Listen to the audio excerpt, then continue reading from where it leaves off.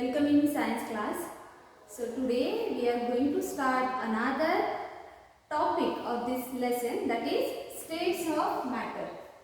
So aim of our today's topic is to learn about different states of matter. Okay, we have learned what are the matter. So tell me, what are the matters? So matter is anything that we can feel with our five senses, that occupies a space, and we can feel that matter with our five senses. So that thing is known as matter. Okay, so whatever we have observed around us, that all things are made with the matter. So there are different kinds of states of matter, or different states of matter we can observe around us. So what are or which are that states of matter we are going to study in this topic. Okay, so the first thing is, the first state of matter is the solid state.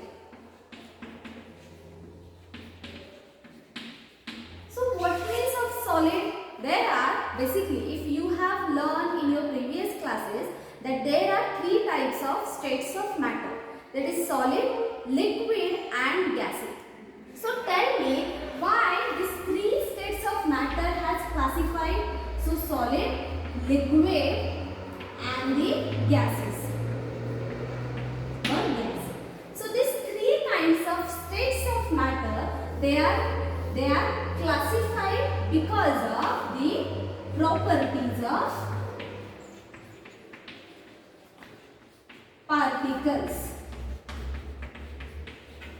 They are classified into these three categories. The matter classified into these three categories is depends on the properties of particle.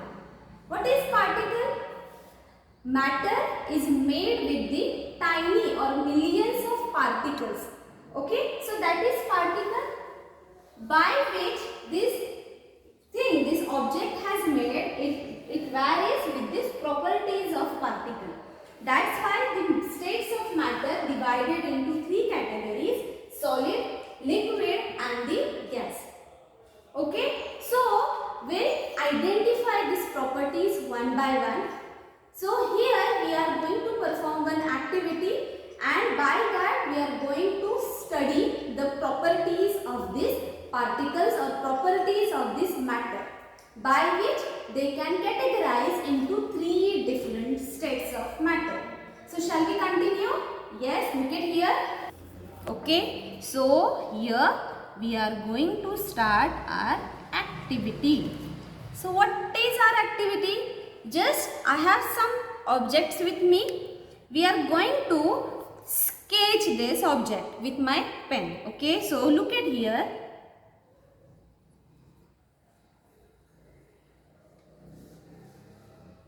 So which object I have with me? It is duster. Okay. Then I have one lighter with me. Look at here. Okay. Okay, done. I have one syringe.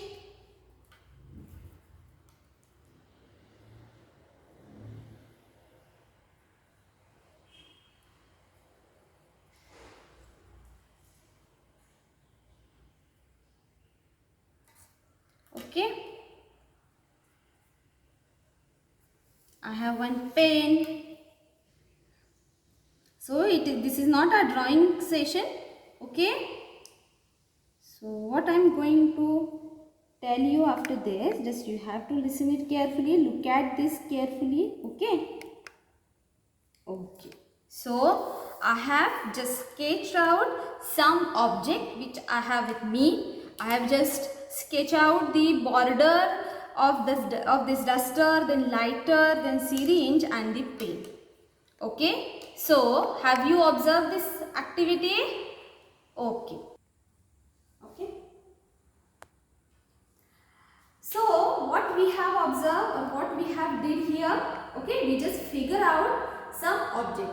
Look at here, it is a duster and this is a pen. So if I want to mix these two things with each other, can they diffuse with each other? Yes, look at here, can they diffuse with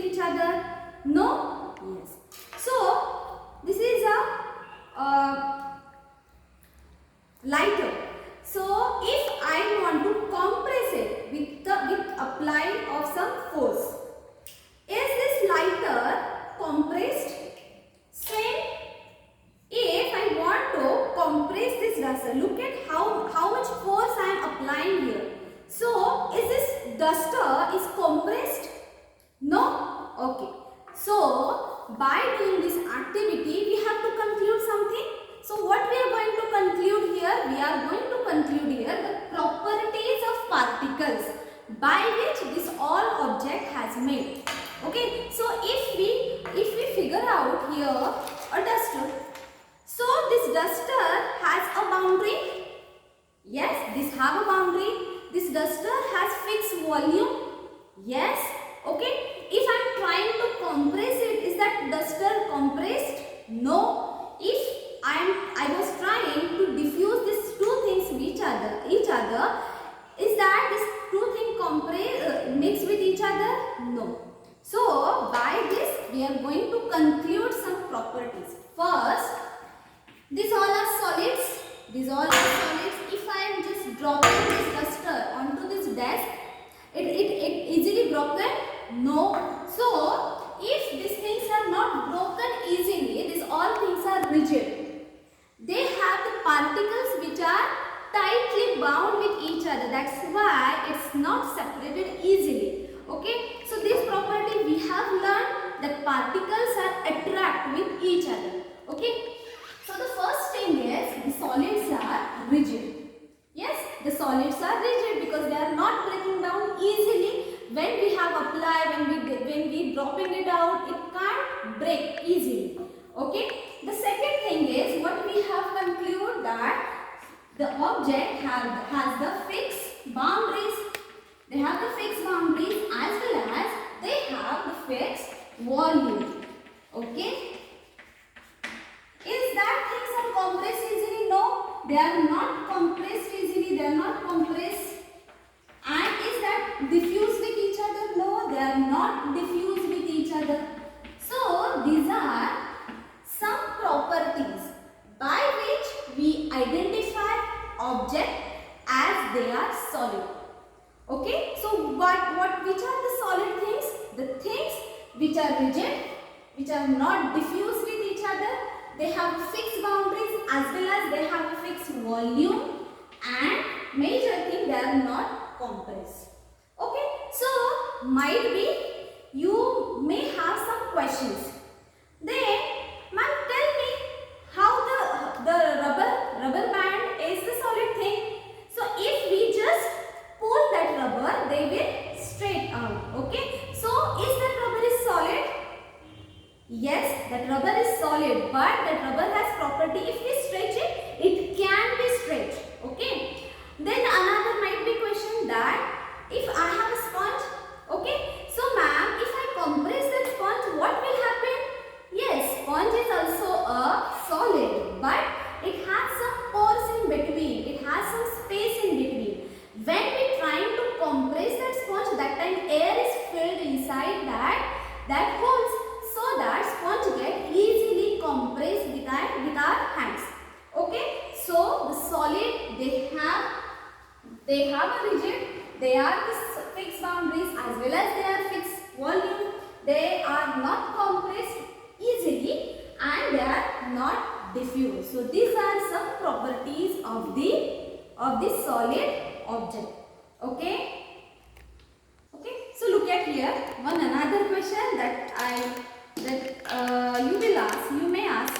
Okay, so I have some crystals of sodium chloride. Look at here. If I am adding this sodium chloride into the beaker, you have to tell me what will happen. Okay, so tell me why this question and why this activity I just shown to you. Just tell me. Okay. If I have added these crystals into the beaker, so tell me whether this crystal has taken the shape of this beaker. Yes, it is that crystals has taken the shape of this beaker? No.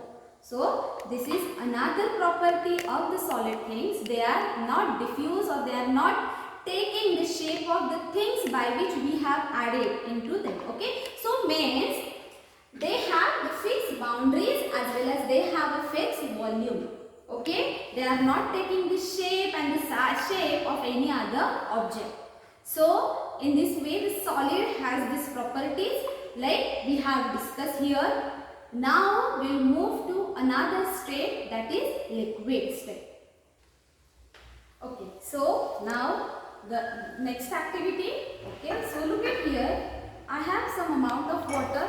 I have a measuring cylinder. So I am just adding here 50 ml of water.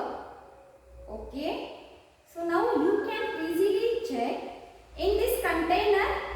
Okay, round bottom flask, the liquid is in round shape, and here in the measuring cylinder the liquid is in cylindric shape.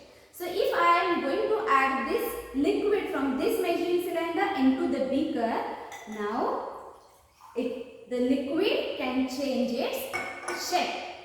Okay, in which the liquid change its shape from the container in which we are going to add into another container. So the liquid can take the shape of that container in which we have added into it. Okay, so liquid can change the shape. If I am just placing this liquid on this floor, if I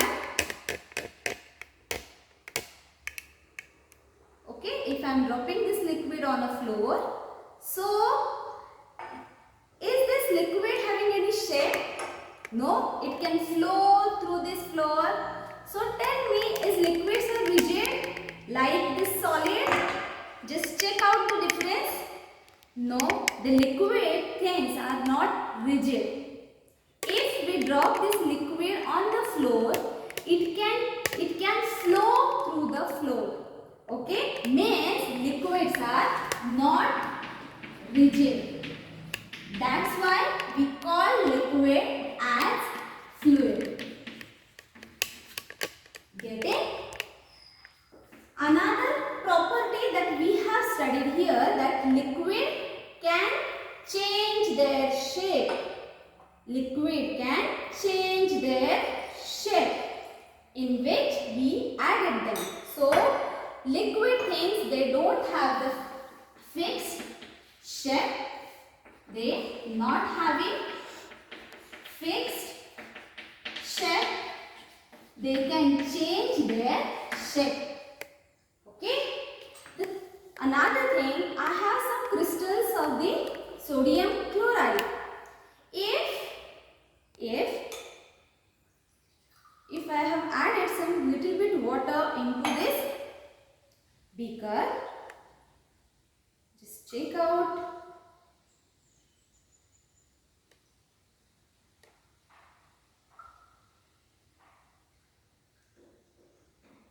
After shaking this beaker, okay, check out, the crystals are there. No, crystals are not there. So the solid things are easily diffused into the liquid things. So many more things like some gases, atmospheric gases like oxygen and the carbon dioxide, they are also easily diffused in the liquid. So the things are easily mixed with each other in the liquid thing. Some liquids also, exceptions are also there. Oil. If we add oil into water, what will happen? The oil will float on the water surface. So they are immiscible. But most of the things, some gases, some solid things are easily mixed with the water. Okay. So the atmospheric gases like oxygen and the carbon dioxide are easily diffused into the water, so that the aquatic creatures can take the aquatic oxygen by this phenomenon. Okay, some plants which are there inside this water, they can take carbon dioxide which is diffused inside the water. Maximum carbon dioxide is there in the water body, so they can easily reach to this aquatic creature by this diffusion process.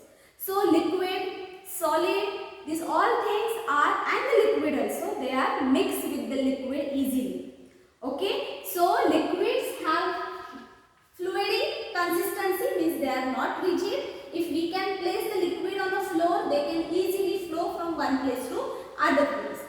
Liquid can easily take the shape of any container by which we added them. So they don't have fixed volume, they don't have fixed boundaries, they don't have a fixed shape. Okay, liquids can gases as well as with the liquid things. So these all things, all properties of the liquids which we have studied right here.